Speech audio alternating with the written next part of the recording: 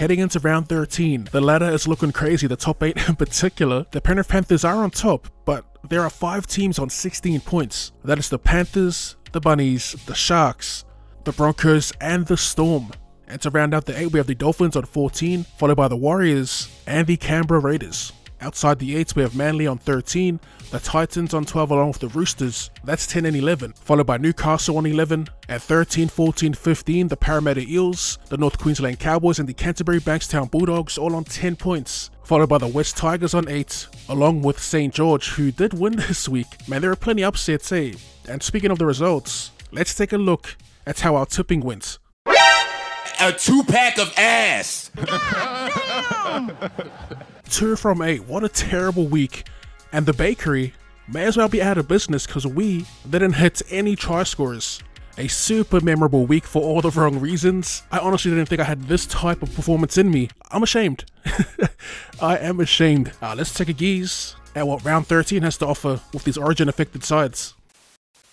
So to kick off round 13, it's a Thursday night game between the Redcliffe Dolphins and the St. George Illawarra Dragons, this one being played in Redcliffe, and it is a rematch. The last time these two teams played was in Wollongong. I do remember it being close and they got blown out. The final score was 38 points to 12. I think it's the game that Milford got injured in quite early as well. Anyway, in terms of ins and outs, some massive outs for both sides. For the Finns, so Galfusi's out, obviously suspended, and also the Hammer and Gilberts. So filling in for the Hammer at fullback, we got Cody Nikodima. Strange, I do remember him playing at fullback for the Bunnies though, and not for nothing, he actually went alright. Shifting into 5'8" for Nikodima is Anthony Milford. Knock on wood, he doesn't get injured this time, as I am pretty keen to see how he does with Isaiah Katoa. And filling in for both Galfusi and Tom Gilberts, Ray Stone shifts into the lock position, and Kenny Bromwich goes from prop to back row, with Herman Ese starting. So again, a pretty strong forward pack. On the bench, they got Mason Teague and also Valence Tefare. For the Dragons, they'll be missing 3 of probably their best and most consistent players this season, and that's Ben Hunt, Blake Laurie, and Jaden Su'a. No surprises in the halves. Filling in for Hunt, Sullivan slots in. The Molos, Michael and Francis, will be starting in the front row. Jack Bird into the back row. De Bellin as skipper, playing at lock. So my pick for this match, I'm going to go with the home side here.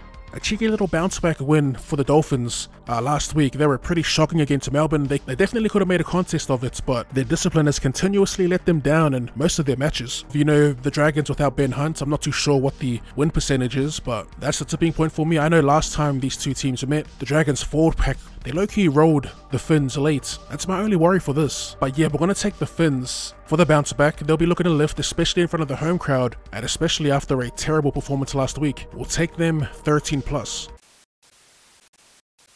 Game 2, the one game for the Friday nights. We have the Parramatta Eels hosting the North Queensland Cowboys at their fortress, if you will, CommBank Stadium. The Eels coming off an upset hiding, not just a win, a hiding of the South Sydney Rabbitohs. And the Cowboys, they're coming into this game copping the biggest hiding of the season, getting 66 points dropped on their heads. Craziness by the West Tigers. This ins list is huge from both teams. Our South Parramatta starting with the outs, Andrew Davey, Jake Arthur, Junior Paulo and Ryan Madison, all dropping out of the side. Filling in for Junior Paulo, Big Joe Ofahengawe, a mid-season transfer from the Tigers. We have Matt Doria on an edge, and Jermaine Hopgood at 13. Looking at the bench, they also have, I think it's a debut, I'm not too sure, but it could be a debutant in Luca Moretti.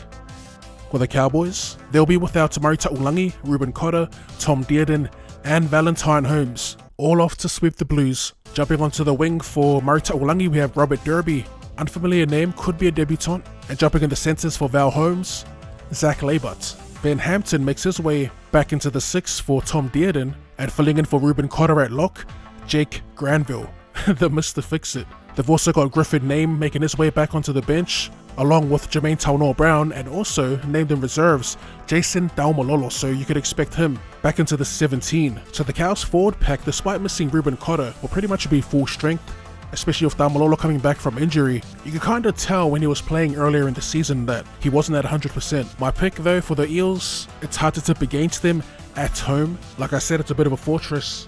And the Cows, man, the Cows, one week they're looking like their 2021 selves, and one week they're looking like the team that shocked everyone last season. The tipping point for me is the halves, Dylan Brown Mitchell Moses, both on fire at the moment. Dylan Brown in particular, he's in a bit of a mood, so we're going to take the Parramatta Eels at home, and surely the Cowboys can keep it somewhat close, especially after getting their pockets run by the West Tigers last week. I mean, not only did they get their pockets run, but they got their clothes taken as well, left lying bare. With just the cowboy hats on, give me the Eels, give me 1-12.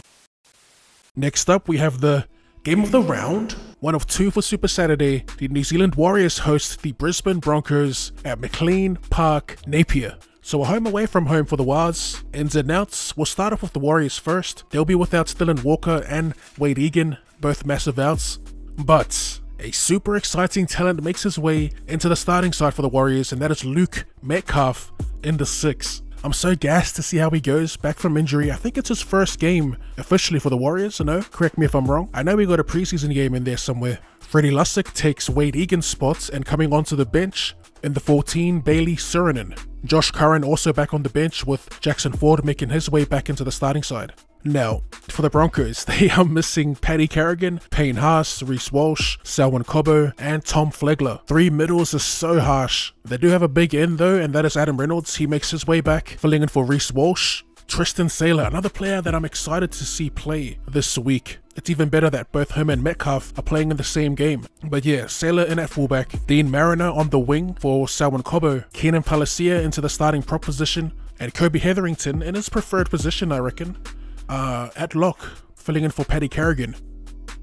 And joining the bench for the other absent middles, if you will, Xavier Willison and Brendan Piakura. I didn't think that Kirk Capewell was injured, but he's actually named here and was just dropped from Origin. So that's a bit of a plus for the Broncos. Could expect a big performance out of him. As for my pick, I'm kind of on the fence for this. I do want to take the Bronx with the return of Adam Reynolds, but like I said, missing 3 middles along with Reece Walsh, who's been, I'd say, the most influential when it comes to scoring points for the Broncos. It's making me lean towards the Warriors, who, when we talk about styles and systems, have one of the more effective in the league. Plus, they're coming off a bye, well rested, and yeah, I'm gonna have to go with the Warriors in this. Even with our general returning, I'm not sure if he'll be enough to carry us over the line. It'll be Adam Reynolds' kicking game versus the Warriors system, pretty much. I hate to do it, but we'll go with the Warriors, and we will go 1-12. The final game for Super Saturday, we have the South Sydney Rabbitohs hosting the Canberra Raiders. Ins and outs, the Bunnies will be without Cameron Murray, Jai Arrow, and Latrell Mitchell. They do have some pretty handy ins at fullback, Blake Taff coming in for Latrell Mitchell, and Campbell Graham's in the starting side as well. I thought he was injured. How he is an 18th man is low-key a bit of a snub, if you ask me. That's an interesting one right there. But yeah, moving along, filling in for Cam Murray, they got Liam Knight, and the bench, Jed Cartwright, Tallis Duncan, Shaquai Mitchell makes his way back, all joining Daniel Suluka Fifita on the bench. An interesting note, Keon Kolomatangi is named in reserve, so he could come straight back into that starting side.